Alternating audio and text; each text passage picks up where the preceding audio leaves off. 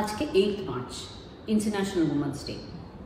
আজকের দিনে আমি কোনো মেডিকেল টপিক নিয়ে কথা বলবো না। আজকে কথা বলবো আমরা মেয়েরা কিভাবে ভালো থাকব।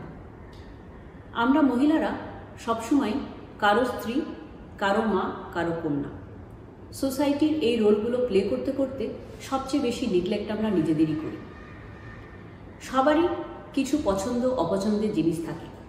সংসারের ভালো দেখতে গিয়ে আমাদের নিজেদের পছন্দের জিনিসগুলো আমরা হারিয়ে ফেলি।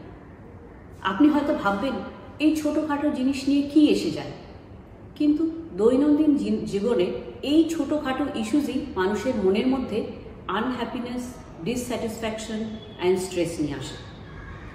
তাই আমরা এই বছর আমাদের মেন্টাল হেলথ অ্যান্ড ইমোশনাল ওয়েলবিংয়ের দিনে নজর দেব। কী করে মন ভালো রাখবেন? Start saying no.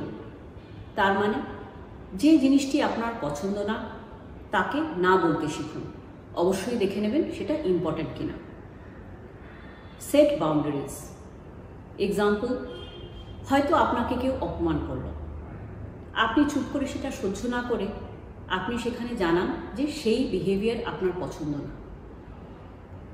লাইফের স্ট্রেস থেকে ডিস্ট্রেস করুন মেডিটেশন, যোগার দ্বারা। আপনার যে অ্যাক্টিভিটিগুলো আনন্দ দেয় সেইগুলোর জন্য সময় বার করুন। কারো হয়তো গান শুনতে ভালোবাসেন, কেউ বই পড়তে ভালোবাসেন, কেউ শখের রান্না করতে ভালোবাসেন, কেউ গল্প করতে ভালোবাসেন। তার জন্য বিজি লাইফের মধ্যে অল্প হলেও টাইম বার করুন। নিজের চারিদিকে রাখুন এমন মানুষ যারা আপনার ভালো চায়, যারা আপনার ফ্রেন্ডস, জেনুইন ফ্রেন্ডস। এইভাবে আপনার ইমোশনাল ওয়েলবিং বাড়বে। আমরা জানি শরীর এবং মন হাতে হাতে চলে, তাই ফিজিক্যাল ফিটনেসের দিকে নজর দিন। একটা হেলদি ডায়েট মেনটেন করুন, কী খাচ্ছেন তার দিকে নজর দিন। একটা রেগুলার এক্সারসাইজ করুন, সেটা যতটুকু সময় পান না কেন। সেটা নট অনলি আপনার ফিজিক্যাল ফিটনেস বাড়বে, কিন্তু exercise is also a mood elevator.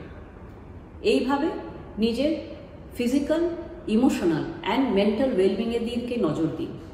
নিজেকে ভালো রাখার দায়িত্ব কিন্তু নিজেকেই নিতে হবে। Thank you.